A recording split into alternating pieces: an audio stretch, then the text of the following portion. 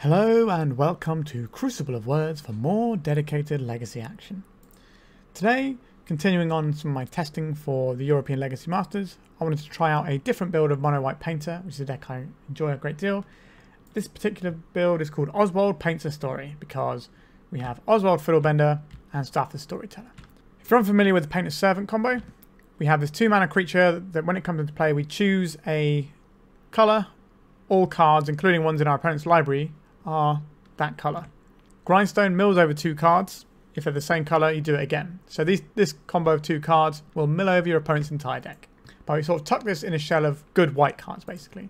So we're leading out on Mother of Runes, and then we've got Ethersworn Canonist, which is very good in the format at the moment, in my opinion. It's doing a lot of work in games I've been playing. We've got the 4 Fiddlebender, which is just the glue that goes and finds all the one-ofs and all the important things we need. 3 Staff of the Storyteller. Previous builds had 4, but Orcish Bowmasters is kind of annoying against Staff of the Storyteller. So it's sort of time in the sun's dwindled, but it's a 3-drop, as a 2-drop, sorry, that we can then turn into a 3-drop if we want to later on. It's something we can tutor up just to get a 1-1. If our opponent doesn't have Bowmasters, it's an amazing engine because we have a Retrofitter Foundry to keep making tokens. We have Living Weapons, which make a token, and we have Urza Saga. So lots of ways to just turn this into an impressive draw engine. Then we have Stoneforge Mystic. I like this card. It can just win you the game on its own, which is not a bad thing for a card to do. We've got 3 Swords of Plowshares in the main. I've basically got rid of the Esper Sentinels from the deck. I don't particularly like them at the moment, and in the world of Orcish Bowmasters they are very poor. So we've gone away from those. Maybe we don't have enough 1-mana artifacts. We've got 1 Needle, 1 Lantern, 1 Retrofitter Foundry, 1 Portable Hole, and 3 Grindstone. That should be enough, but we will see. We've got a bunch of singletons here to find. So we've got, like I mentioned, the Saga Lantern, a bit of Graveyard Hate. Retrofit's Foundry is just an engine that can win the game. Portable Hole is removal we can shoot it for with Oswald. And a Crucible of Worlds to rebuy our Wasteland and our Urza Saga. Speaking of mana, very heavy on the plains here. We've got 24 lands because we're looking to, you know, our combo, if we have both pieces in our hand, it's 6 mana to play both pieces and activate it. But also, you know, we've got these things that we can hard cast. We've got mana we want to funnel into Staff the Storyteller. We've got Retrofit's Foundry, which can soak up a load of mana. So I like having the 24 lands in this build. We've got a few fun-ofs as well. So we've got the Horizon Canopy, which we can loop with Crucible of Worlds to get a load of card advantage going. We have an Eiganjo, which we can use as a removal spell and then get back with the Crucible. So it's still a land.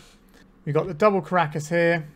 We can bounce our own Oswald Fiddlebender, but it's just a very useful tool for a lot of the scary things like Atraxa or Grizzlebrand or Emrakul that are floating about every now and then. We have 3 Ancient Dens, so not the highest density of 0 mana artifacts either. So I'm curious to see how this pans out for us. I've definitely played builds similar to this before, but with more 1-drop artifacts in the form of Esper Sentinel. But that guy isn't where I want to be right now, so this is what we're playing. This is just some testing to see how we get on, and if there's any tweaks we'd like to make going forward. Sideboard wise, we don't have Leylands or anything because I don't think they're required anymore. We have 1 Grafdigger's Cage to go with our Saga Lantern, as well as 2 Surgical Extraction, so we've got some extra Graveyard Hate there. Containment Priest is also sort of Graveyard Hate in terms of Reanimator and things, but also hoses Green Sun Zenith, Natural Order, Fiend Artisan, and Show and Tells, and Sneak Attacks, so pretty handy. A bit of Artifact and Enchantment Destruction with Loran on the 3rd path, which we can loop with our Karakas, which is pretty potent. We've got 1 Palantir, so if the game's going to be slower, we board in Palantir, and that's the thing we can find with Oswald that can help us grind games out. A little bit more removal in the Plow. March for the Body Light is kind of removal for a bunch of different things. Very good against Marit Lage tokens, but can also do work, you know, for 1 or 2 mana. Getting some things dead is sometimes quite important, so we've got this, and it's flexible. For 1 mana, you can blow up an opposing Urza Saga, for example. And we have 4 Deafening Silence because there's been a lot of combo around lately, especially Storm because Mind's Desire has been unbanned. So we're going to have 4 of these for now and see how we feel. And that's it. That's the deck we're playing today. I think a week or 2 ago for you, I played a different mono-white build, the more classic Plumber. This one doesn't have that. It just has the Stoneforge and the Staff of the Storyteller packages instead, which I'm quite a fan of. Alright, remember to like and subscribe, check out the Patreon, join a Discord, all these lovely things you can do. But most importantly, just buckle up and watch some Legacy. If you're looking to play Legacy on MTGO like me, why not try Card Hoarder? They're a rental service that I personally use, and I found them better than other rental services that I've used in the past. So why not give them a try? All right, we only have one land in this opening hand. We're on the draw.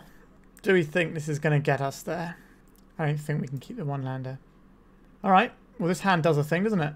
So I guess we throw back the Grindstone here, because that is the harder thing for people to remove, generally speaking. Chromox, City of Traitors, we are going to get initiatived in the heart, perhaps? Feels that way. Fable the Mirror Breaker. It could be just mono red prison, but our opponent's some distance ahead in this game already. Right, let's get our Mother of Runes down. That can protect our creatures. It shouldn't have too many ways of interacting with our combo, so hopefully we can just... Alright, a Rabble Master. I'm not going to be blocking here with my Mother of Runes. An Ancient Den. So I think we play out... We could play out the Staff of the Storyteller here, or we could just jam a Painter. And I guess we name white. Make them think about things like Solitude. So we can double block on this Rabble Master and save our Painter's Servant, but that does open us up to other removal. Fable of the Mirror Breaker. So we just need to survive for a couple of turns here. I think we do have to double block this Rabble Master if it attacks, because otherwise they're going to start copying it with Kiki Jiki, and that's going to be pretty terrible news for us. That's my block. I'd like to give our Painter's Servant protection from red, please. So we're going to take this Rabble Master out and take a little bit of damage here. So then we're doing Grindstone and Staff of the Storyteller here. Is it Grindstone and Staff of the Storyteller? It's definitely the Grindstone, obviously, but are we doing this, or are we playing a second Painter? I think we play a second Painter here. We name white again. So our opponent doesn't have lethal damage right now. We can survive if... Actually, we can't survive a Fury, because they can just copy it with the Reflection. Because they'll get 8 damage there. They put a Fury underneath the Chrome Mox, so let's hope they don't have a Fury here. A Blood Moon, that doesn't stop us here. Alright, we got the win there. Just doing the combo thing. So, our opponent... Let's move some of these cards over here. Our opponent is a prison-y style deck, so we're probably going to want these March of Otherworldly Lights to jam up some of the things that they're offering, and we probably want our Swords to Plowshares as well. Loran of the Third Path, also pretty tasty. We're not going to need a Retrofitter's Foundry. Sorry, not Retro, a Saga Lantern. I don't think this is a matchup where Pithing Needle is going to do that much either. I can name Reflection of Kiki Jiki, but that's it. I think we'll take that out. This isn't really a matchup where we're going to be able to Wasteland lock people or do things, because they're going to have Blood Moons, I suspect. And then we've got 2 more slots to find. These are going to be pretty useful. The Canonist's not great in this matchup. So if we're looking at something like this, how does that sound to me? Seems alright. Just thinking about this Pithing Needle. It is a 1-drop, and they are a little bit of a precarious thing to have. We could have the Palantir, but I think the game's not going to be long enough for the Palantir to really do its work. So I think we're going to submit like this and try and wreck some of our opponent's bits and pieces. Right? We are not great against Blood Moon, but we do have a lot of paths to win in the game here. Right, Chrome Mox, we're going to have turn 1 here. A Rabble Master. Right, this can do a pretty good job of beating us, I would say. The other thing that blows up all our artifacts, we can be in a spot of bother here. Right, let's prepare the Grindstone, which is the Masterpiece Grindstone, which is what I have in my paper version of this deck. For some reason, I thought it would be a good idea to get one of the fancy ones. Chalice of the Void, we've got our Grindstone out already now. Alright. So can we just do the turn 3 Goldfish here? Maybe we can. In white. Alright. We just need to get to the next turn and not have our guy horribly murdered by red spells. Maze of the Moon. That does not stop us from winning the game next turn. 5, 6, 7, 8. We just take this in case our opponent... I suppose they can't cast the thing here, can they? If they have a Fury, they'll kill our guy anyway. They can't have a 1-drop thing like the one that shoots and bounces. Right? We'll just try and mill our opponent out. Oh, they have an Emrakul the Aeon's Torn in their deck. I see. So we can block this. We take 1, 2, 3, 4, 5, 6, 7, 8. Yeah, that's us dead. Okay, so they have an Emrakul. That does make things pretty awkward. I think we can take in this Soul Guide Lantern. in exchange for one of these canonists aren't very good anyway. Canonists can trade with some of their guys, I suppose. Maybe we just want these to trade with Rabble Masters instead of something like Storyteller. Just X2s. Although these are artifacts, so maybe we would like just 2 of them to be ones with flash that don't die to all the artifact destruction. Alright, so there is an Emrakul on our opponent's deck. Very rude. Alright, our hand doesn't really answer the problem we need it to. We do have a kill spell here. Maybe our opponent will draw the Emrakul, but this could be a bit of a trickier one for us. Let's just jump the Grindstone out now. No turn 1 play from our opponent, that's a nice change. In that case, we are going to just wasteland our opponent, just try and keep them off of anything. Felt like they were playing that land to then play a City of Traitors next turn to make a 3-drop. A mountain. Alright, we've got a 1/3 that we can beat down with. And we name white so we can pitch cards to much for the body light if we need to kill something large. There is a Fury, it's a 2 for 1. It's okay-ish for us. Let's see if they've got follow-up land. They do have that City of Traitors that we mentioned earlier. Megs of the Moon, sure. We have a white source, that's fine. Another Plow. I think we'll just play this guy out on white. Unfortunately, we're just drawing heavily into the combo and we kind of need some more of our like Stoneforge type stuff. That can just run away with the game here. Fable or something else here. A Chalice for 1. Okay, we're going to have to blow this up with our Much Fatherly Light. An Urza Saga. We can play this using our by pitching our Painter's Servant. So this can target this, and we exile this, so mana cost becomes 3 then. So X is currently 2, so this is, yeah. So this should remove the Chalice for us. Yeah, okay, I can do maths. Oh no, we don't have a second white source just yet, do we? I wanted to try and, oh dear, okay. Maybe that was an error to do it then. We're supposed to do instant speed. We need to get rid of this Magus. And we need to get rid of this Rabble Master. Alright, so I guess our next turn is Plow, Urza Saga. I hope that does enough. And then when this eventually pops and gets us our Saga Lantern, we can combo them. Say no to Rabble Masters, kids. I don't think this is going to be about damage, so I'm going to leave our Painter's Servant back for now. It can block a 1/1 Goblin, which might end up representing multiple instances of damage. Goodbye, Urza Saga. Alright. Need to find a land and a Sogai Lantern. Karakas. Well, that's a land, isn't it? Are we attacking for 1 here? I guess so. We will start grinding our opponent just in case they happen to have drawn the Emrakul. 5 mana. This is going to be a Fury, isn't it? No? 4 mana. Chaos Adventurer. That's pretty bad news for us if it is. Fiery Confluence. They did not have that in hand. Okay. Anything unusual here? Not really. Right, so we're going to lose our 2 permanents and we take some damage from this one as well, I think. Yeah. Come on, top decks. Loran of the Third Path. I will cast this. Let's blow up this Blood Moon.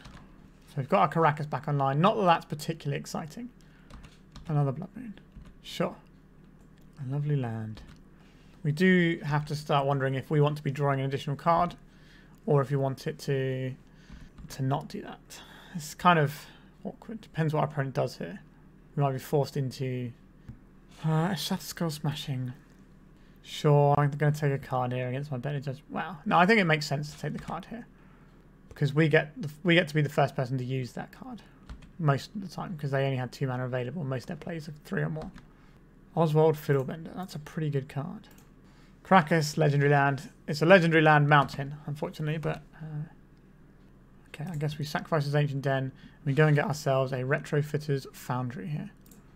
And then we make a guy here. So we're ahead on board, but our opponent's got a lot of strong plays. Trinisphere. That's not the end of the world. We already have a Retrofitters in play. Soul Guide Lantern. We could spin this up into a 2-drop. I don't think that's what we want. We could... No, I think... I'm just thinking how many turns they're going to take us to get the combo going. So this becomes Grindstone. This becomes Painter. That's 2 turns. And then the 3rd turn we kill them. So that is going to be our quickest route to victory, isn't it? So then we attack with our 1/1. To get a little bit of damage in. And then we go 1, play this, keep this one, 2, 3 for a Soulguide Lantern. Exile Fire and Confidence, sure. And then we transmute our Servo into a Grindstone. If we draw a land next turn, we can kill our opponent. It does feel the quickest way to winning the game. Another Fiery Confidence is going to absolutely smash us to pieces. 4 mana. That's a Fiery Confidence, isn't it? Just a Shatterskull smashing. Okay. So we don't have the win next turn now. So probably back to doing Retrofitter Foundry things. Is that better than playing a Mother of Runes here? I'm not sure if it is. Mother of Runes is very potent for what it can achieve. Sure, I think we'll play out the Mother of Runes. Because what this allows us to do is protect a painter if we find one. Fola Mirror Break, that's a pretty good draw. Alright. It says it's 2. So we need 6 mana to do 2 things on this. Alright. So we can kill this Goblin Shaman with a Retrofitter if we want to. He's got 2 cards in hand. Not a big fan of this play, but we need to get their guy off the board. Let's give ourselves protection from red. We get to take their Goblin out. Got something for the second main phase. A Fury. So our guys protect from that already. Let's have a look what they're working with over there. Doing some little grinding. Containment Priest. We can play this and we can Retrofitter Foundry. That seems acceptable, but this Fable of the Mirror Breaker is going to... What is the text of this? Exile this Saga, then return it to the battlefield transformed under your control. So the Containment Priest will actually nail this. And they're going to be really unhappy about that. Which is great. So we do this in response to the trigger here. Look at that. Some real nonsense right there. Most of their removal is red. Well, all their removal is red. And most of it's sorcery speed. What is this? They brought it in dead and gone. That was unexpected. So we'll make a Retrofitter in our opponent's end step. He's got 1 card in hand. Searing Spirit Guide. So the Retrofitters are such a good block for this because you block and then you turn it into a better thing. Eiganjo. So we can fire off this Eiganjo to kill the Fury. Seems alright. Block this. After blocks we turn it into a Thopter. So we don't take any damage, we get a Thopter out of it. Not bad. Alright. So we can attack with our 1/1 and our 2/2 here. And then we can turn this into a 4/4 and block with it. Right, we are in a good position here. But things can turn with some... Alright, let's see where they put these. I assume they're just going to kill up both of our creatures. We will. Turn this into a 4/4. I didn't think so. So we'll untap this. And we'll make a 1/1. If we draw a painter 7, we do just win the game. Oh, okay. 1, 2, 3. Let's play a painter 7. Name white. Mill our opponent with the Emerald trigger on the stack. We will exile each opponent's graveyard. Alright, bit of a grindy one, but our deck is quite grindy, so. Alright, we got the match there, and there were some pretty good games actually. Quite often against Red Prison.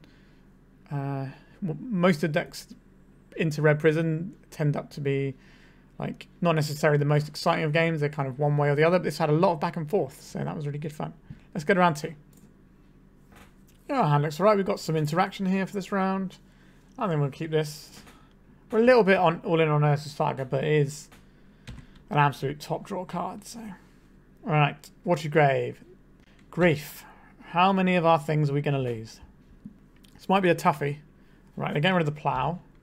Plow, very good against Dash Shadows in general. They're reanimating. They are. So they have the best turn 1 that their deck does. Alright. What are we losing here? The Portable Hole. Planes into Mother of Runes. And then we play as a Saga.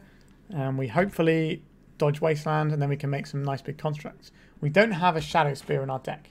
Because we're relying on the Batterskull for our life gain. Might come back to bite us a little bit here. Alright, Bowmaster's killing our Mother of Runes. Yep. That's happened. Yeah, our opponent's deck is very efficient. Staff of the Storyteller. I think we'll play this. So we've got something to do if our opponent does Wasteland us. Although, activating... Okay, they're dazing the Staff of the Storyteller. That is a bit of a liability to activate with a Bowmaster in hand. So if they've got a Wasteland here, then I think the game is over. Troll of Khazad-dûm. That does not look like a Wasteland. So we can play our Ancient Den, so our first construct will be a 2/2.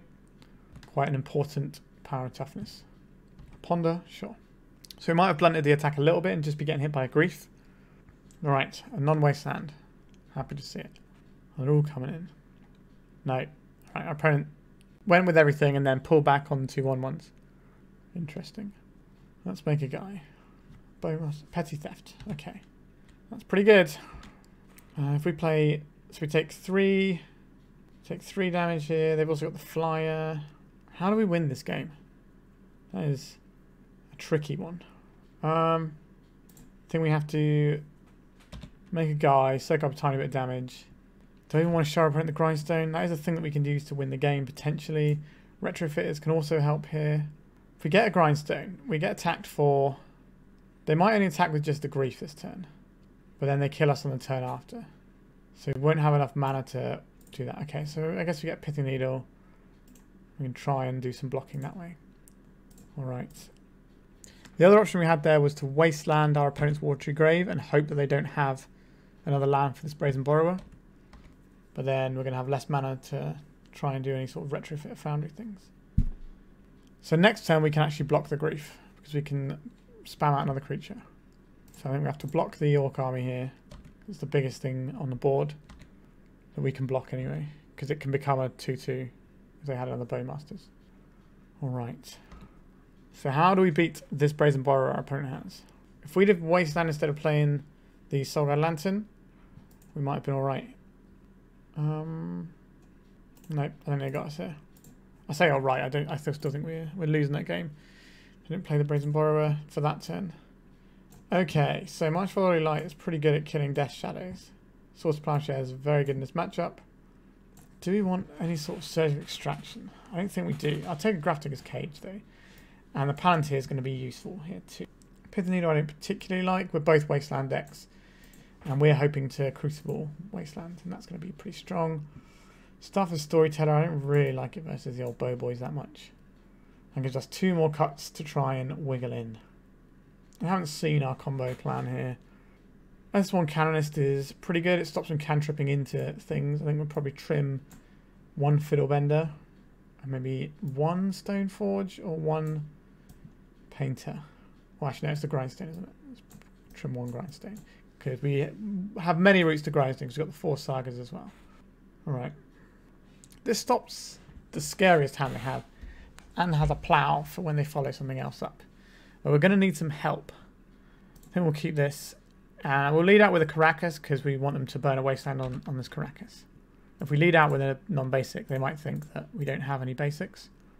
So this can just stop a grief from doing any reanimation shenanigans. And also we can pop it at the right time to stop a Murktide Regent coming into play.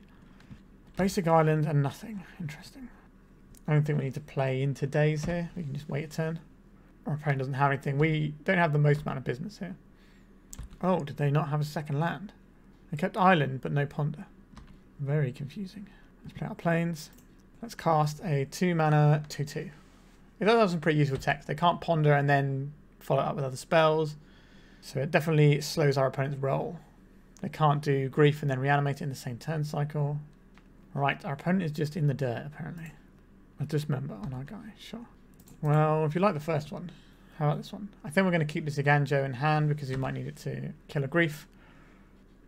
Our opponent now thinks our hand is full of spells as well because we didn't play a land that turn. A Null Rod. I think I'd like to draw a card. It's a pretty good card. We do have answers for this. We didn't bring in the Loran, but we do have the 3... we got the Portable Hole and we got the 3 Monowhite Lights. That's plenty. Right, let's go for a Stoneforge. Let's get a Kaldra Compleat. It's the biggest, scariest thing we can do. We can't play a second Stoneforge this turn even if we want to because it's not an artifact. Our opponent bricking on land for a couple of turns definitely helped us out here. Right, so this stuff out. Let's go for another Stoneforge. Let's get ourselves a Batterskull. This means we're playing out our Eiganjo, I think. Because this gives us access to A, playing the Source of Plowshares around days, but B, next time we can play the Batterskull if we want to. An Orcish Bowmasters, you said. Honestly, if they kill our Canonist, I don't care that much here. It's done a reasonable job already. We can't do anything about it because the Stoneforge was a spell for our turn anyway. A Grief. So we can take one of our equipments, but we have 2. Are we supposed to plow this so that they can't reanimate it this turn? I think we are. Because if they have the reanimate here, they take our other equipment. And then we kind of have nothing. There's a brainstorm from our opponents. I feel like I may have got them with that play there. Oh, they found another one. They did have the reanimate in hand, so we were right to make that play. But we're just going to get punished because our opponent's deck is probably better than ours. I think their deck is probably the best deck in the format right now. I think the blue-black shadow deck is just incredibly strong. Okay, let's play out an Oswald Fiddlebender. Let's play out, is this Grindstone that useful? Not really, but we can turn it into something that is useful. We can go to attack with our 1-1, or 1-2, sorry.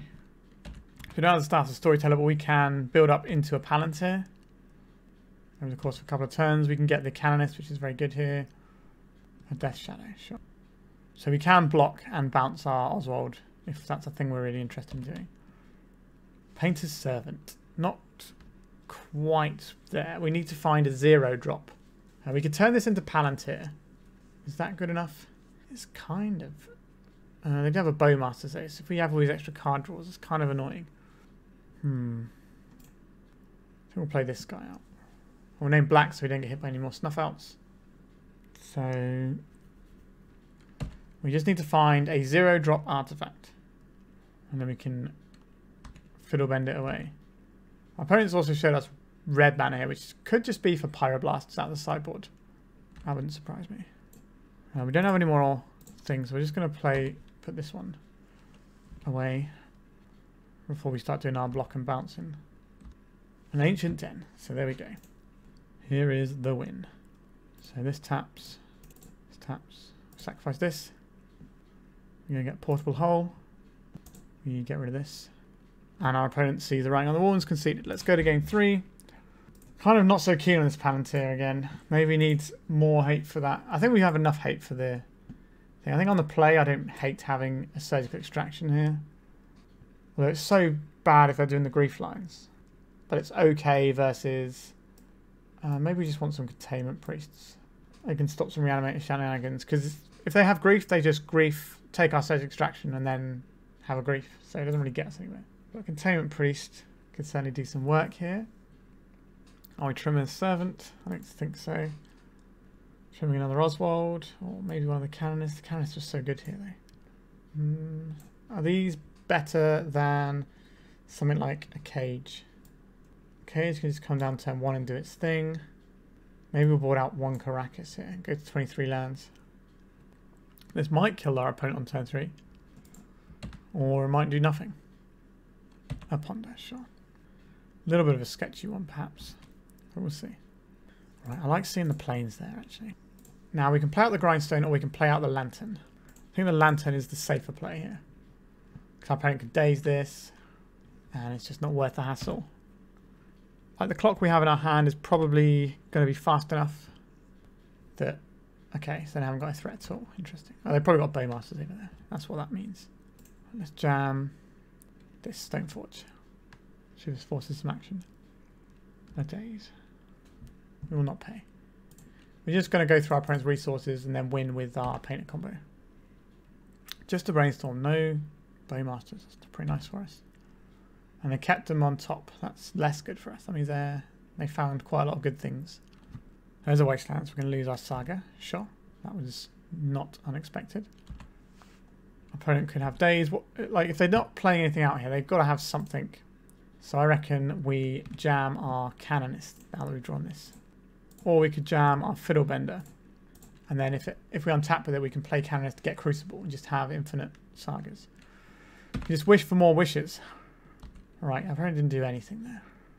There's a Watery Grave. Snuffing out our guy. Right, we're just sort of trading our stuff back and forth a little bit here. Watery Grave. Are we in Death Shadow Town? We are in Death Shadow Town. Do I want a chump blocker here? Or do I want to represent the combo of our opponent with 4 cards in hand? That's an interesting call. Let's play out this Painted Servant, name in black. Around a daze. And then we can play out this Grindstone, and if it gets countered, it's not the end of the world for us. Because we're going to get another one next turn anyway. So we can attempt the combo next turn. But our opponent does have a threat. There's a Ponder.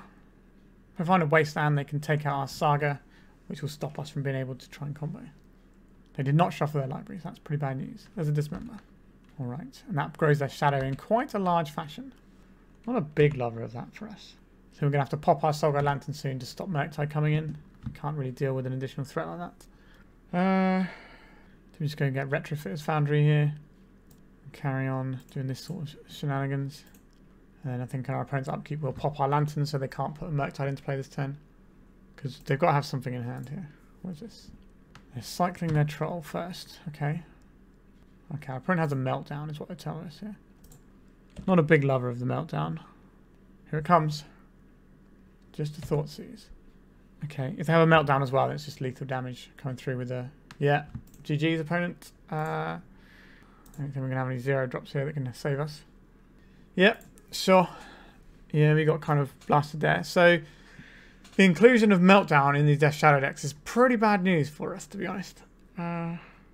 Yeah, like the Death Shadow deck, like I said, is just so strong. We were quite close to winning this game a lot, but we never quite got over the line. All right, you could definitely see how we could grind this one out though in the one we did win. Let's go to round 3 and carry it on. This hand's pretty good. We've got some of the best cards in our deck in here, so let's keep this. Bingo Banjo. Let's see what our opponent's on over there. A basic forest, a Mox Diamond. Discarding Riftstone Portal. So we're on a pretty dedicated looking land strategy, I would say. We have a choice here. We either play out our Mother of Runes or we play out our Saga Lantern. I think we want the Mother of Runes first and then we can play the Saga Lantern if we need to next turn. The reason for this is that if we play out the Saga Lantern, our opponent's just going to do other stuff with their turn.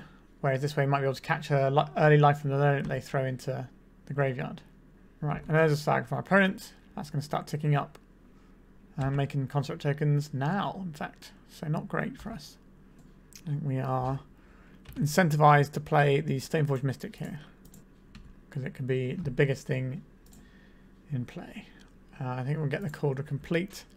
And just have the biggest, meanest thing going. Are you going to see a construct token or are we going to see a reclaimer activation? I think we're going to see a construct token now and then a reclaimer activation in response to the Saga's trigger in their turn. Yeah, so there's the Saga token. They could get a Pithing Needle here and name Kaldra Compleat. But quite often these land decks don't actually have the main deck Pithing Needle. They do have one. Alright. Stoneforge Mystic. Goodbye. Oh, and a Wasteland. Yep, that's pretty bad.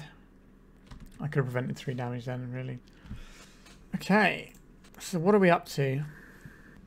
We're playing out the Painted Servant or we're playing out the Oswald. We could also just play Mother of Runes and Lantern, but Mother of Runes doesn't help versus constructs unless we have a Painted Servant in play. So I think if we play the Painted Servant, and I don't think our opponent's going to have snuff out. We'll name whites here. So what we're going to do here is allow our Mother of Runes to actually protect us from construct tokens. Seems alright to me. Our opponent's got a Mox Diamond there, pumping their construct tokens even more. Can we block this one and give protection from white? Save ourselves 5 damage. Next time we might have to block with multiple things. Tabernacle at Pendrell Vale. I think we can call this one. Right. Landsy type stuff. So much other like or exile a Life from the Loam. I like that. Run on third path can blow up Life from the Loams. Palantir is going to be pretty good here, just grinding away. Plow, iffy, but not completely dead. So I don't think Mother of Runes will want to be in this matchup. So that's 4 cards that we can find. Ethersworn Canonist also doesn't look great here, but it is an artifact in case we need some artifact stuff going on. Would we rather have a Plow to answer Merit Lage? I think so. Sure, this looks alright to me. Okay. I don't really want to just play this as a Saga straight away, so we're going to lead out on the Soul Guide Lantern. Sure. I think we just need that to be mana efficient for later turns. We can play Saga and... Alright, so they've got a Saga of their own. So next turn we're playing the Wasteland and just getting rid of their Saga. No to Sagas. Next turn we can maybe play our own Saga and the Painted Servant. Right, they've got another Saga. Very rude. Say no to that one. And then we'll Play our own Saga and see how that goes. Do like Might's Fellow Light being 1 mana sinkhole. That brings me quite a lot of joy. Okay, our opponent. Okay, they might have a Wasteland if they're exploring. Right, they don't have a Wasteland because you immediately fire that off on the Urza Saga if you have it. Claimer, sure. So we plow this and play our guy. It's all going relatively smoothly so far. Plow this. Play this. Play this. Name. Well, not naming green because that would just help their endurance. Although we do have a Saga Lantern, so you even have endurance covered. Well, you got opponent? You got a Wasteland? No. Get Grindstone. Because the mana's floating, we have to do it now. I did have a plow. If I got a crop rotation, we do lose the game here. Alright. Maze of Ith. Kind of irritating, but can live with that. Loran of the Third Path. So they got 2 cards in hand. They didn't have the crop rotation last turn. I think we have to try and get there while we can. Okay, they must have drawn this off the top because they had lethal last turn if they didn't have the crop rotation. If they had the crop rotation last turn, they could have got the Thespian stage previously because they had the Ancient Tomb untapped. Yep, our opponent just bodied us there a little bit. Felt like we were doing really well, and then all of a sudden we weren't. It was a bit awkward. But oh well, we are 3 rounds in. Let's go to round 4. Yeah, Staff of Storyteller Urza Saga is a pretty good thing. It was very, very good until recently. Yorion. Okay. I think we do jam our Saga Lantern. Like, a Yorion shell can basically do anything at this point. So they might even be doing some sort of scam tech inside of their Yorion deck. It's not totally out of the question. A Wasteland. Is that what's important to us right now? I think we want to just play the Saga, play the Staff, and then try and just play an Urza Saga game. Right, remember the Staff. So next turn we can make a construct, put a counter on our Staff, scoring time from our opponent, a basic land, a Stoneforge Mystic. Interesting. Kaldra Compleat of their very own. An Oswald Fiddlebender. Does this mean we're not making tokens? We could just wasteland our opponent off white and see if that gets there. And that keeps them at bay for a turn. And then we can try this Oswald. And then we have all the components that we need to make our combo happen. So if we can find another land, that would be good. But we might just have to start drawing some cards with the Staff of Storyteller. Okay, they found a white source. Understood. 4-turn clock engaged. If we just hit land drops, we will race this, provided our opponent doesn't have any interaction. That's quite a big ask. Although, counter spells don't work, but they haven't been countering any of our spells. So, what have they been doing? Stockpiling some horrible counter spells, no doubt. Let me get the Grindstone here. I wish we had the mana to get our Staff going here. I suppose we could draw a card using this mana first, in case we hit a white source. Did not hit a white source. So we could wasteland their Karakas here by turning our Staff of Storyteller into a Crucible. But then this is just going to keep hitting us is the problem. I think we play out this land, and I think we have to tinker away our Grindstone here to get ourselves a Painter's Servant.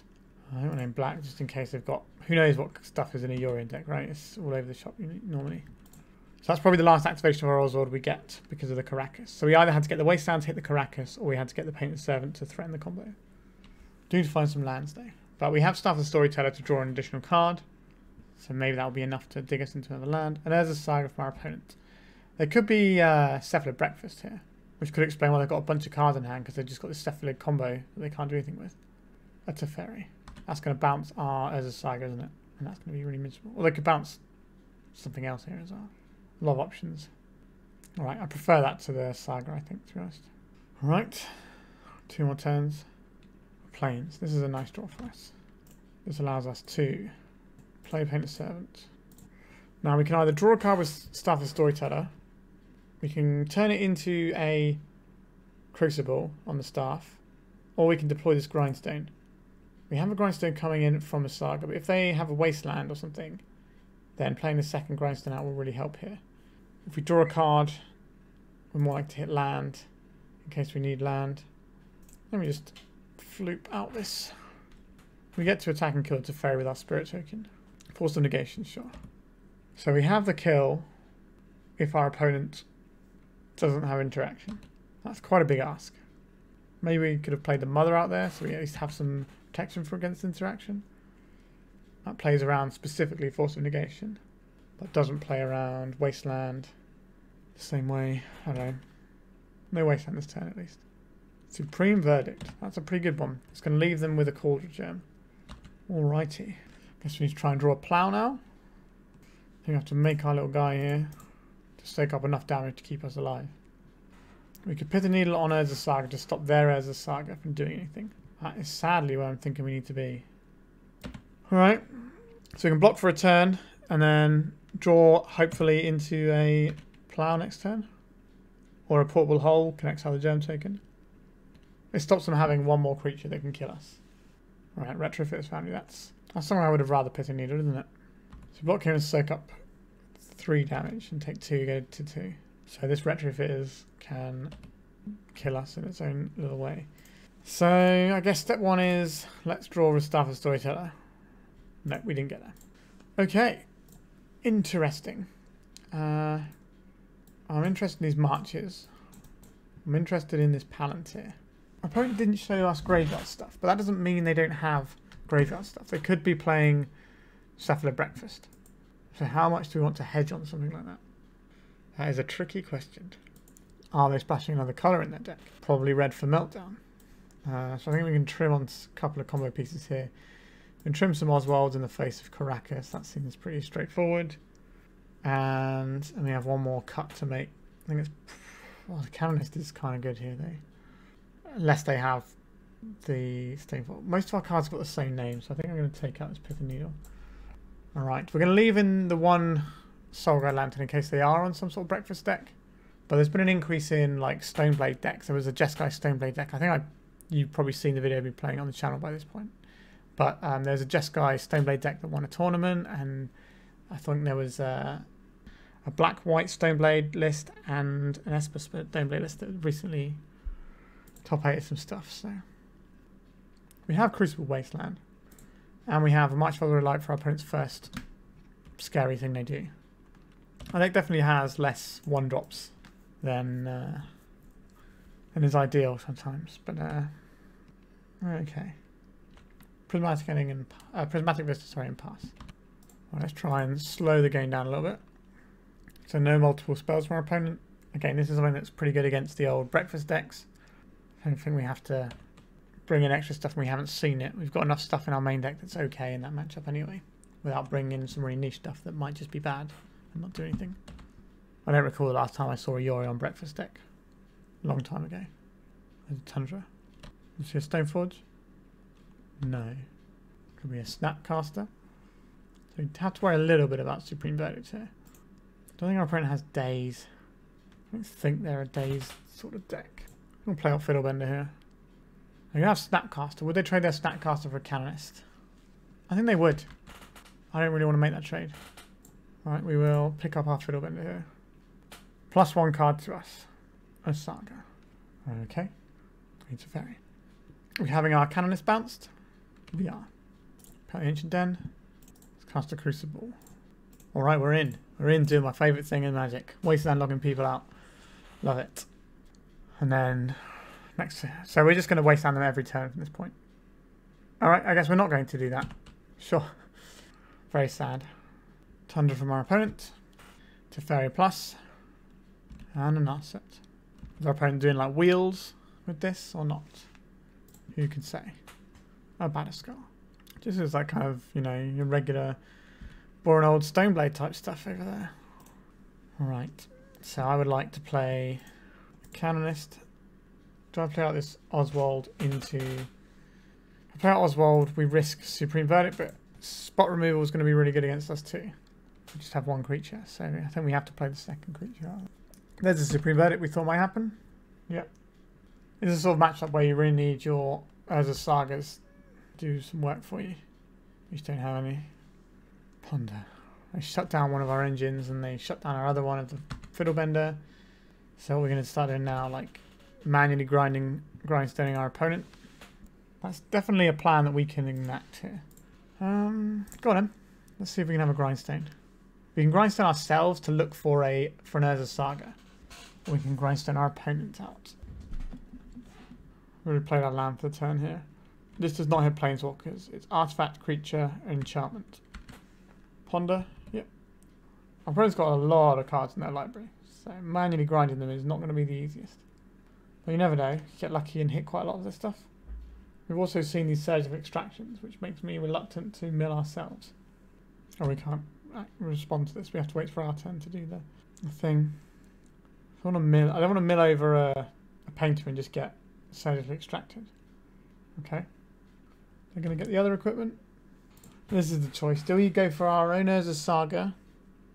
It's kind of like drawing a card. I think we do target ourselves here. As opponent's servant. So if they have a Surge of Extraction.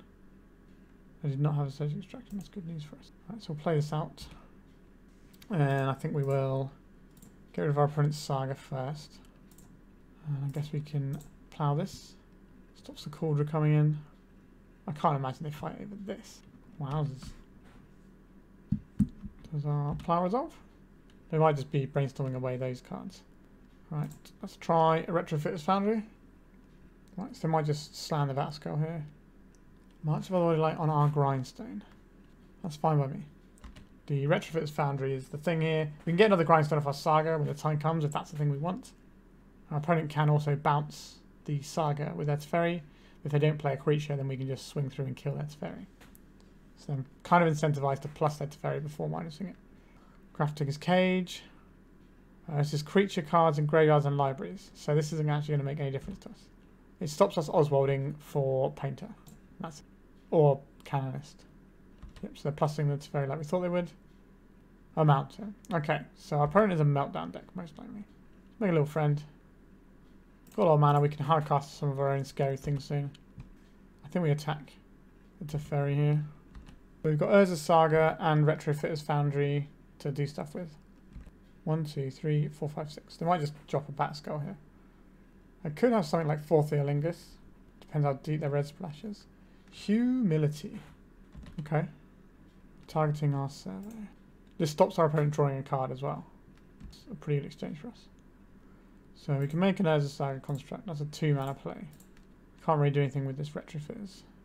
We can turn this into a 4/4 that's not actually a 4/4. So we'll get our little value out here. I'm reluctant to play this Grindstone out. It feels like Meltdown's in our future. I'm going to get this Saga Lantern. And we'll exile this Supreme Verdict, I guess. Are they going to Mystic Sanctuary on top? No. Okay, we'll play this as a Saga from our graveyard. Go attacks. Teferi. Teferi. And this one could go Nasa, I guess. Alright. We have a thing that just poops out tokens against the Humility, so I'm not convinced that was the best play for our opponent to just jam that Humility. But they might not have had much of a choice. I'm just really surprised they just drop a Batterskull. Much more like on our Retrofitter's Foundry. That's certainly a thing, isn't it? Right, let's make a guy. And Yorion to hand. Are we drawing a card here? Don't think we need to just... Right, a Batterskull of our very own. Interesting. Let's go attacks. And the Yorion is a 1/1, so... let's play out Horizon Canopy. 1, 2, 3, 4, 5. Right, so we have a 5/5 lifelinker now. Alright. Thanks, opponent, for your humility, I suppose. We have lethal damage if they do nothing this turn. A Narset Pyro Veils. Ages ago they could have slammed a Batterskull and decided not to.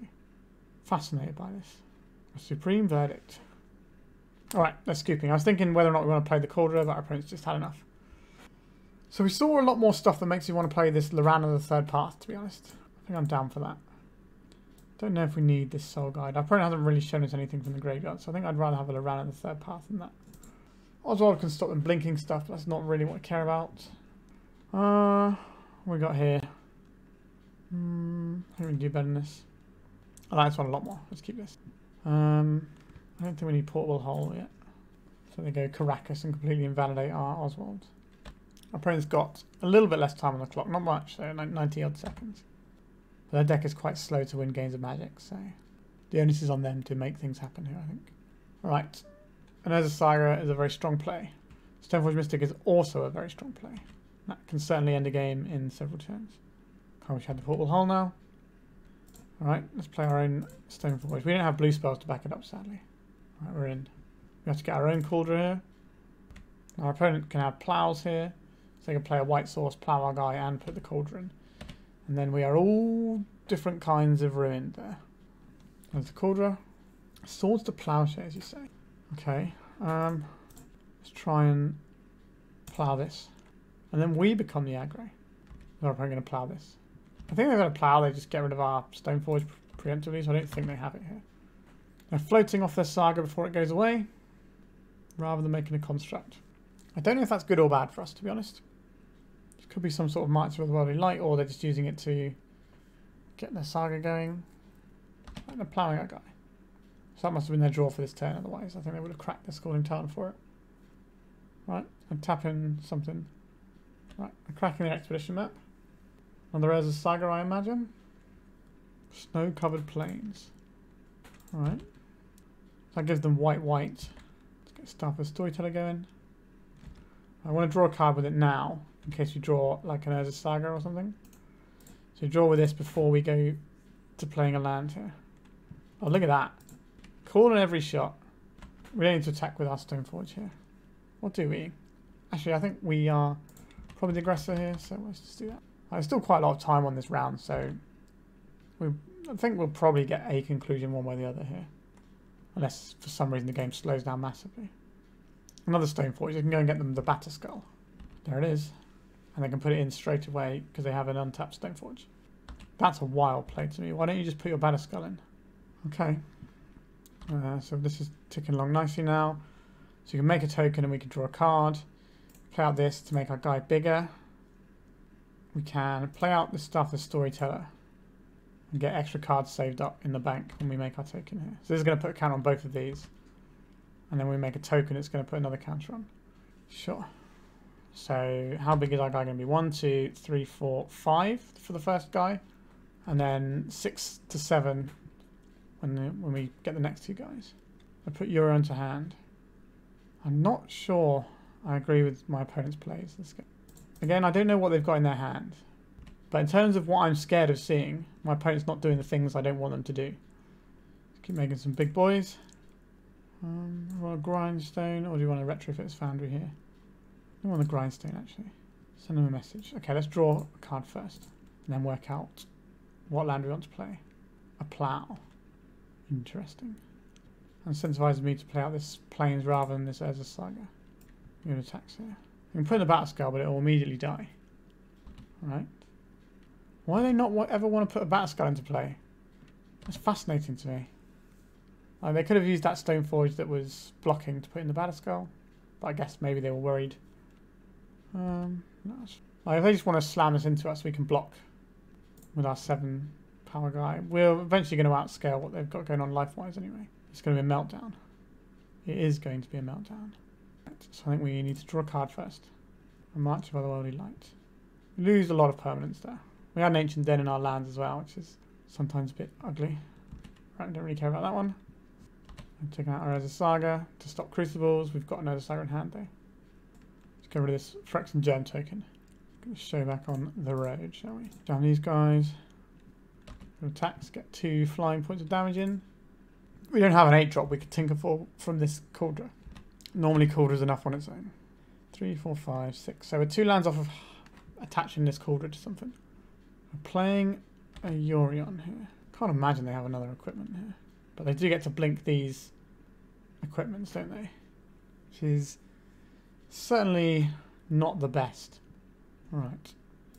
So they get a Saga Lantern to remove another card, sure. They get a Stoneforge Mystic. I can't imagine they've got other equipment in there. Alright, so they get a living weapon here. And they get a different living weapon. Alright. Maybe they've got a Jitte or a Shadow Spear? When was that? Was Jitte? Okay. Alright, opponent. I'll see what you're up to. So we can go and get a Retrofitter's Foundry if we wanted to by making a construct and getting rid of it with the Oswald. We could 1, 2, 3, 4, 5, 6. They're pretty close to just attaching Kaldras to stuff, which is really what I want our opponent to do. Oh no, I know what we're doing here. Hold on, if we activate this and pay 2 mana, 1 mana to turn it, then we have a source to Plowshares to follow up for whatever has a Jitte on. So the plan here is, we tutor for this. This gets tutored for a 1-drop. So we go and get our portable hole. This gets rid of the Phyrexian Germ token here. Next turn, we get the Grindstone off this. This tutors this into a painter. We kill our opponent. That is our plan. Alright. We found a line that can win us the game. There's a Jitte we knew about. Here's a Jitte being equipped to the Germ. I imagine the Germ and the Yorion attack here. Let's try and plow this Germ token. Because if they get Jitte counters, they get to kill our Oswald. Yep, so we can block 4 damage here. So we will float a mana here. Get Grindstone. Play out our Retrofitter Foundry. We will turn this portable hole into a Painted Servant. I guess we name white here, as good as anything. And play out our Horizon Canopy. So we can try and grind our opponent now, but if they have a removal spell, then we're in trouble. Humility, okay. So our opponent is telling us we have to try and grindstone them right now. Alright, we got the match there. I think what they're supposed to do there is equip the Jitte and swing, and try and get some Jitte counters.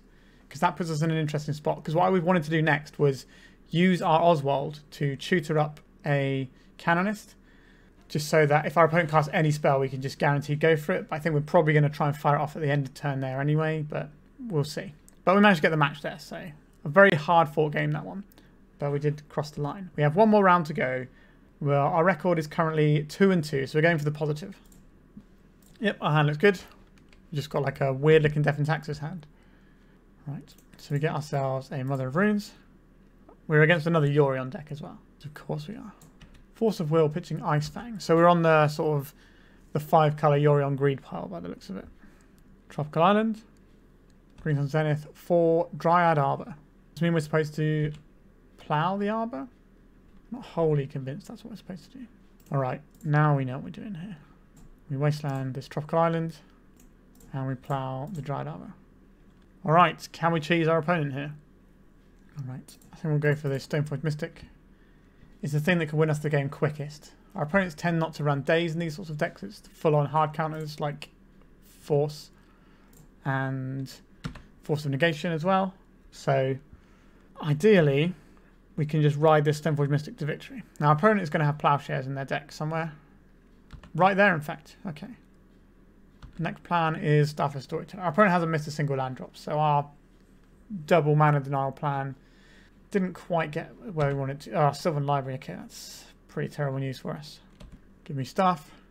Pass the turn. We've got a card banked there that we can draw on if we don't need to use this plow. Very unlikely we need to use this plow, but you never know. Okay, they kept one card off their library. Alright, let's get ourselves a card. Pretty good card. Would have been very good with our Staff of Storyteller, but that's not what we have there. Bayou and an Overhirax, sure. Say no to Sylvan Libraries. Too much card advantage from that thing. Let's get rid of that. Then we'll deploy this. Retrofitters holding up plow. Do want to plow this Noble Hierarch in case our opponent's building up to a natural order turn. I think we probably do. I don't like it, but I think that's the way this goes wrong if our opponent just untaps natural orders. That's the quickest route for us to lose the game. Now, I might not have that draw in their deck, but they're a very mana-hungry deck, so there's a Grist. Can make a 1-1. There it is. We do have a fly though, so we can peck away at the Grist. Attack Grist here. Let's play this out. This means we draw Grindstone, we can combo them next turn. We'll name black in case they've got snuff outs. And we'll pass. We can fire up the old Retrofitter Foundry in a sec. Get another guy on the board. So we're making guys at a similar pace to they are with their Grist. We are threatening a combo here. Right, Ponder. That means our opponent's hand doesn't have everything they want in it. Right, so there's the plow. I don't think they're attacking with insect here. I think they've got these guys back to block with. I guess they could attack with one and then hold one back to block. I think their life total is far more important in this match than ours for the most part.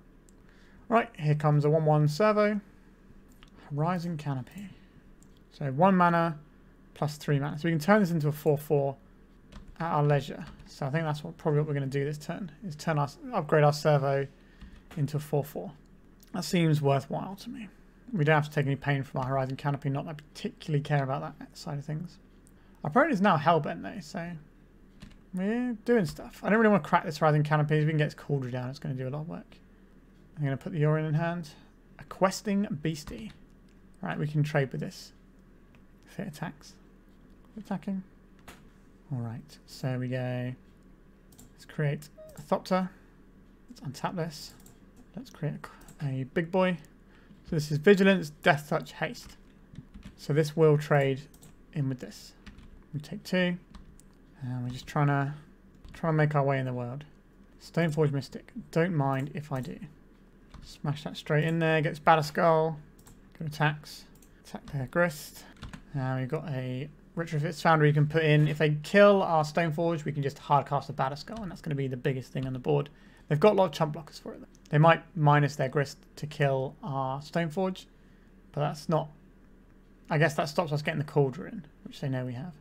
Coiling Oracle. Love this guy. Real blast from the past. So look at the top card of the library. If it's a land card, it enters the battlefield. Otherwise, you draw it. What a card. What a lad.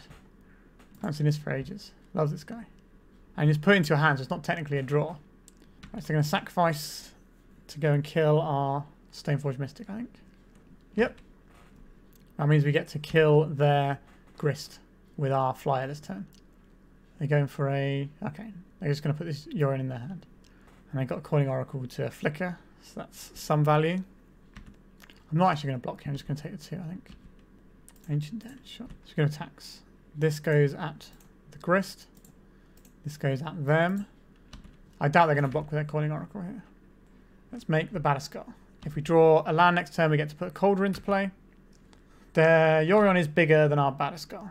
But we can put the Batterskull onto a Spirit and have a 5/5, which would be quite a useful size. So I'm going to get to draw 1 card off the Coiling Oracle here. I don't think they're attacking with their 1/1s into our 4/4 lifelink guy. Natural Order. Yuck. So we were right to kill some stuff earlier. They are a Natural Order deck. 1, 2, 3, 4, 5, 6, 7. Alright. Let's make the big boy. Wonder what flavour of Natural Order they can materialise in our face. Been a lot of back and forth in this game. It's been a pretty good game. So at least you lovely people watching my content will be enjoying this. Even if I'm on the edge of my seat thinking I'm just going to get blown up here. Alright. So there's that. We can just equip the Kaldra onto our Batterskull though, for 7 mana. But we'll see what sort of horrible thing gets brought up from the depths. Let's have a look. Natural Order into... I assume it's Traxxas. Yeah, it's an Traxxas. What have they got here? Force of Will, Brainstorm. No removal spell. Okay, I'm happy about that. Which ones are they going to keep here? So they keep Underground Sea, Green Sun Zenith, and Force of Will. Underground Sea, Green Sun Zenith, Force of Will. Let's make a massive germ. So the Atraxa can't gain life on this because we have first strike. So we're going to hit them for 2 off this attack. And exile this thing straight away. So no life gain for our opponent. We're in quite a commanding position here. The most equipped germ. And we can just backdoor into a combo if something goes wrong anyway. So they drew a snow-covered forest for turn. The real question now is what do they have off their Green Sun Zenith? Do they have something that can answer these permanents? I guess we're going to find out. 1, 2, 3, 4. Green Sun Zenith for 4. What is this going to be? I bet I'm not going to like it. Like they know exactly what they're going for. They didn't even like spin up a bit more and hope to find and hope to just see what the best thing they had was. Uro. Right. That's not a problem. I guess they just needed a cantrip to try and find a source to Plowshares. So there's the Underground Sea we knew about. And they've spent the Green Sun Zenith. They've got 2 cards in hand. One of them is Force of Will. Alright, they've got a Ponder or a Brainstorm. A Brainstorm, sure. Did they find a Plow?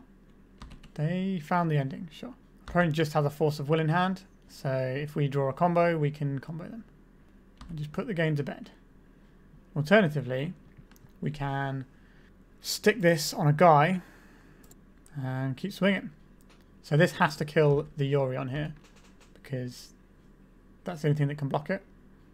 A very powerful spirit token. And we'll play this out so we can upgrade our servo in. Upgrade our servo into a Thopter. So then we can have 2 flying threats with an equipment on each one next turn. And we don't have to cast any spells here. Right, so they're fetching in their upkeep to try and thin their deck slightly. So they've got an Uro that they can play. So that's 3 life and another draw. They have 1 mystery card in hand. About to be 2. Alright, we got there. That was a really good game. Nice to see games that are really good. So, Palantir. That's pretty useful. I don't mind Social Extraction just to take out these Uros. So I think it's just these 3 that we want. Pithing Needle can be good if they have Minsk and Boo. I think we're going to trim on an Oswald and trim on a Pithing Needle here. And probably trim one of our Grindstones and roll like this. We have 1 land in hand and we have a blank card in the Kaldra, so let's go again. Alright, this is an interesting one. One of these cards has got to go back. I think it might be the Fiddlebender. I like the fact that the Portable Hole can answer a Stony Silence. Not Stony Silence, well, it can answer a Stony Silence, but the one I'm thinking of is Sylvan Library. Let's go for this. We're not going to just try and speedrun to our combo, I don't think. But we'll see. We might have to try and speedrun to our combo given our opponent's potential to natural order us pretty quick. Okay, I think we go Ancient Den. Then we're just going to slow our opponent's roll here. And then probably try and jam into stuff with Storyteller because we want to be hitting land drops here. Because I highly doubt that us just running our combo out is going to work. I think we're going to need to dodge some removal and counter spells. And the best way of doing that is to draw more cards with stuff with Storyteller or soak up those answers using it. Ooh, excuse me, just yawning there. Alright, another Staff of Storyteller. I love Staff of Storyteller. I'm so sad that Bowmasters has made Staff of Storyteller not as good. Because I was very big on this card. Like, I still think it's fine, but it went from being one of the better draw engines in Legacy, in my opinion, to just being kind of niche now. We're going to see a Teferi here that's going to bounce our thing. Night of Autumn. What are they going to go for? The Staff or the Hole? They've gone for the Staff. I would very much like to draw a land this turn. Did not draw a land. Right, let's play Stoneforge Mystic. Kaldra. Our opponent does not look like they have counter spells. I would trade my Spirit Token for their 2-1, I think. They're a Yori on deck. I don't want them to just start blinking this Night of Autumn later on. A Wasteland. That's pretty good. We lose our Karakas here. Our very heavy basic land mana base still has some non-basics in. Alright. Oh, we missed a land, so our opponent knows it. It's these 4 or 5 colour decks, the 8 cards that Wasteland lock you with Life from Below Wasteland is it infuriates me. Just that's the thing that happens. Alright, we've got a Plains here. Let's do the thing that can win the game. Again, I'm happy to hold the Spirit back and block the Night of Autumn. Next turn it can attack and we can hold back the Stoneforge to block with. But we are ahead for now. Our opponent isn't quite at Uro yet. So we've got a little bit more time to try and find an answer for it when the time comes. A Coiling Oracle. Love this guy. Proper nostalgia, that guy. He's a cantrip that doesn't draw a card for the purposes of Orcish Bowmaster's text, which is pretty good. Oh, that's a nice draw for us. Let's attack with our Germ token here. Let's plow. Can I have my Saga Lantern, please? A Spell Pierce. So very rude. And that's going to give them enough for the Uro to come down soon. 1, 2, 3, 4, 5. Yes, they can escape the Uro this turn if they want to. I don't know why you wouldn't want to. It's a damn fine Magic the Gathering card. So we need to draw land, play our combo, untap, win with our combo. Alright, so they've gone for Teferi over Uro. That's interesting to me. Bouncing our Mother.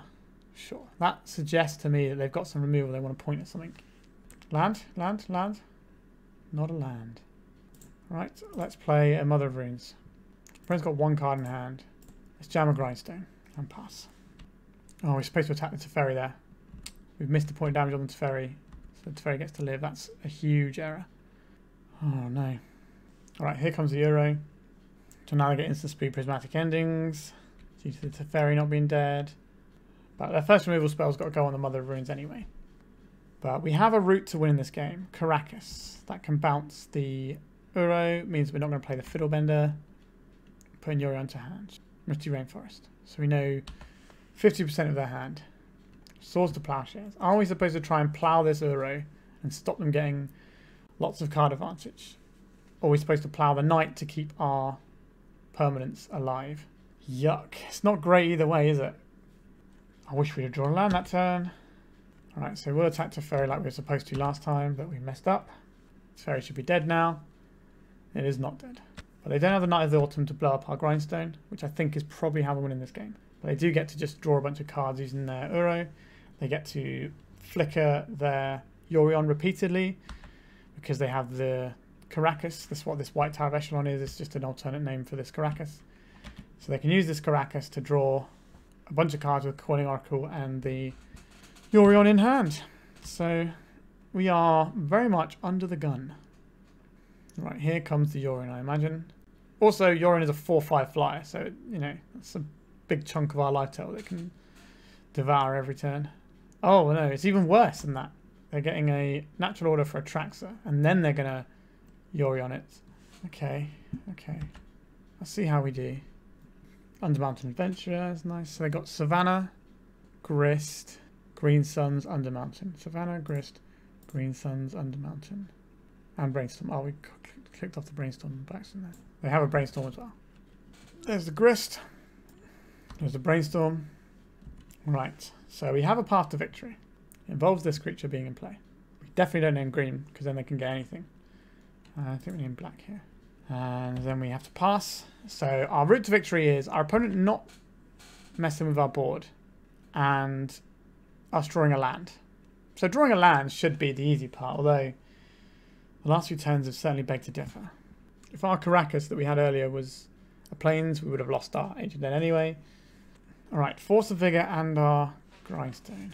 And they pitched the Green Suns there. That's pretty bad for us. Not going to lie, not a fan of that one.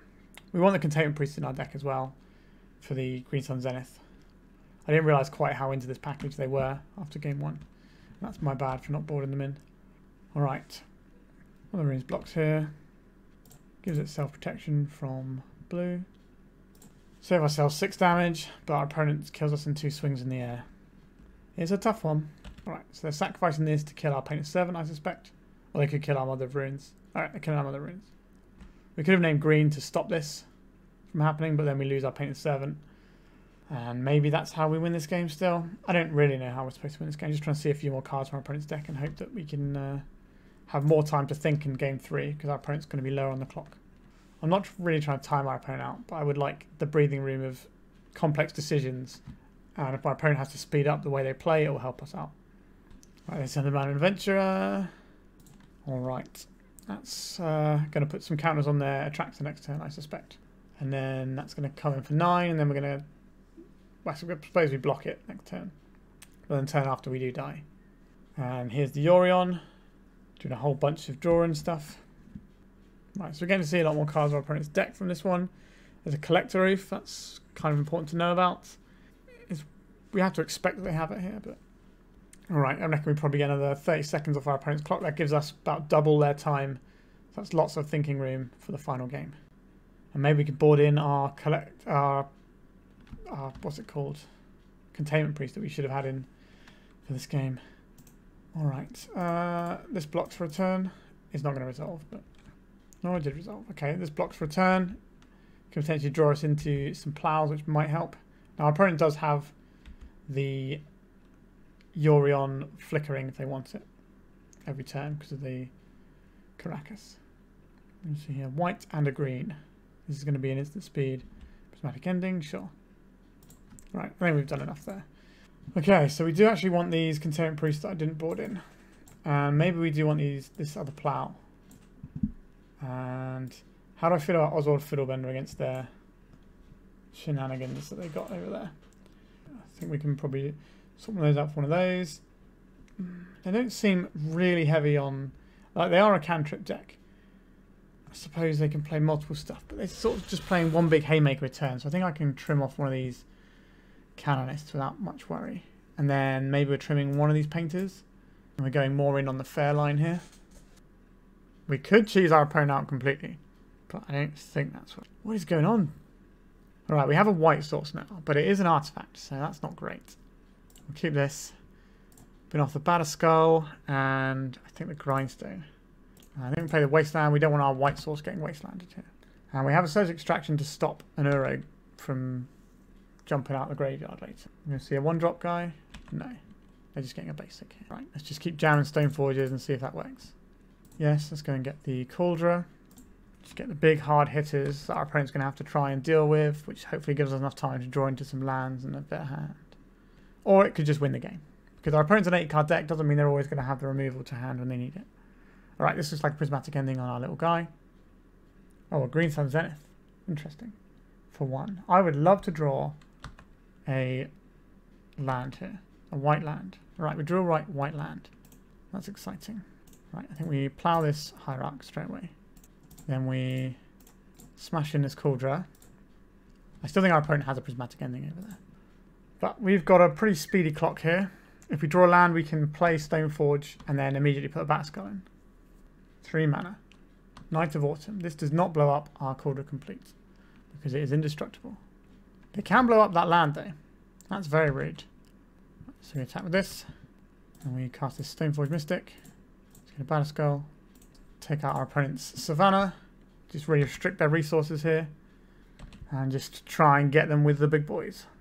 Like their deck really needs to get up to sort of 5-6 mana to really operate at maximum level. And yeah, our opponent's hand at the end there just turned into not playable stuff. They drew their cards in the wrong order, which is part of the risk of playing an 80-card deck. So we finished with a 3-1. So let's talk about the deck. So I played a different mono white painter build the other day, the sort of classic plumber build, and we went 3-2 as well, I believe. So both versions kind of have their own pros and cons. We are better against Meltdown in our deck because we have the Stoneforge plan that can just win the games, and also we do have a card in Stoneforge that can just completely take over games like you saw at the end there. And if your opponent doesn't answer Stoneforge immediately, the game can just be over. And that's a really potent thing to have in a deck. It's a 1-card win condition when we're trying to assemble lots of like Oswald Fiddlebendering into our 2-card combo type stuff. So just having 1 card that is just on its own a standout magic card that just wins the game is really potent. So I do like the Stoneforge and what it brings. Stuff the Storyteller, again, this card is fine. Once again, I am wondering, do I want a different selection of lands in here? Do I want slightly more basics?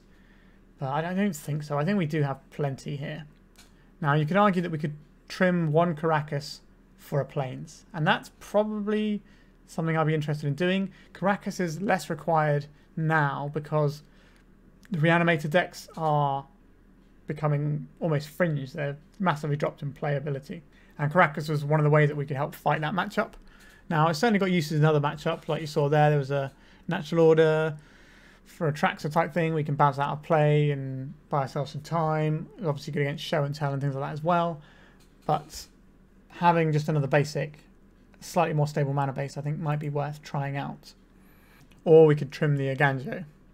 But yeah, this build, it seems fine. I don't really know what I would change on it. I think the places where we can start fiddling with is 1 Canonist. I think we can think about this and whether or not we want the full 4 Canonist in the main deck.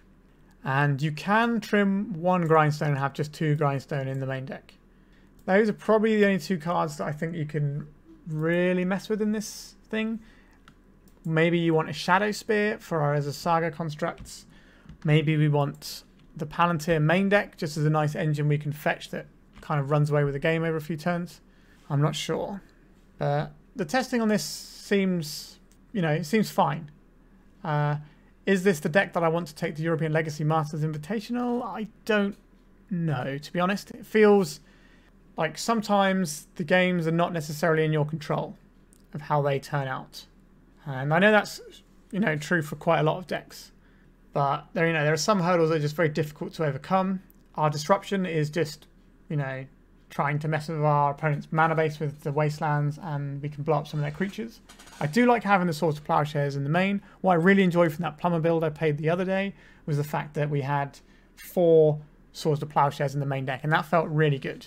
I think the format is quite creature heavy now, and I think when we get to big tournaments like the ALM, you're more likely to see decks that want to play a slightly longer game because people are there, they want to play their Magic. So, you know, you see a lot less stuff like Reanimator. But I think we're going to see a lot of like Delvery, Scammy, Death Shadowy type things, which makes the Swords to Plowshares a more appealing option. So maybe we could trim one Canonist. So we could swap the Canonist in the main with the Plow in the board. And that's probably looking all right. I don't know if we want to trim this Grindstone or not. I don't think we want to trim any more one-drop artifacts because we kind of need our Oswald to be able to go and jump up the curve and do stuff. But yeah, like, this deck feels fine. It's a deck that I really enjoy. I think it's got a lot of play to it. But the ceiling and the floor of this deck are reasonable ways apart. I think when you play non-blue decks, you kind of have a wider ceiling and a floor. Like, we're not like a deck that's completely unplayable when it goes a little bit wrong. You know, we have, especially this particular build with the Stoneforge Mystic, it just has ways that we can play the game and just win with playing good cards. We don't have to assemble our combo and do synergy stuff. We can just say, here's our thing. It's protected by Mother of Runes. Can you beat it? No. Okay, let's go on to game 2. And that's quite a nice thing. And I do like the engine of the Staff and the Retrofitters alongside the Urza Saga. It just feels like a really good way of grinding out the game. And you saw one game where we just had our Crucible of Worlds just constantly playing these Sagas out and causing our opponents some trouble. Yeah, inconclusive, I would say. I wasn't expecting to just smash a trophy out with this deck or whatever. You know, we're testing a few little things. I haven't played this deck for a little while, so I wanted to update it and see what my new changes are. But I'm pretty happy with where it's at. I think you can obviously tweak with the sideboard a fair bit, but I think the main deck's pretty solid. The things I do kind of miss is the Shadow Spear, but I don't really know where to put that. Maybe we could just swap a Grindstone for a Shadow Spear. That's potentially an option, but I think it's nice to have the 4 and the 3 in the main deck because it's just a really powerful thing to do game 1 more so than game 2 and 3, because all the artifact hate's going to come in post board, and that's where your Stoneforge Mystic gets better. And this whole plan feels good. So you kind of want to be on your combo plan in the first game and then try and get them with the Stoneforge in the next game. That tends to work a little bit better if you try and do the grinding that way, because they require slightly different tools to handle. Like, you know, you can have all your meltdowns and your Force of Vigors, but that's not going to stop a Stoneforge. All right, I think we are done for today. I hope you enjoyed this one. Going back to something I've played in the past a fair bit on the channel, but updating things. So in case you're wondering what the newer builds of this look like, well, here you are.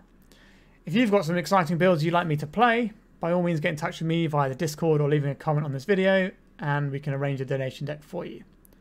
All right, I'm done now. Remember to like and subscribe, check out the Patreon, etc. Thank you very much for watching, and goodbye.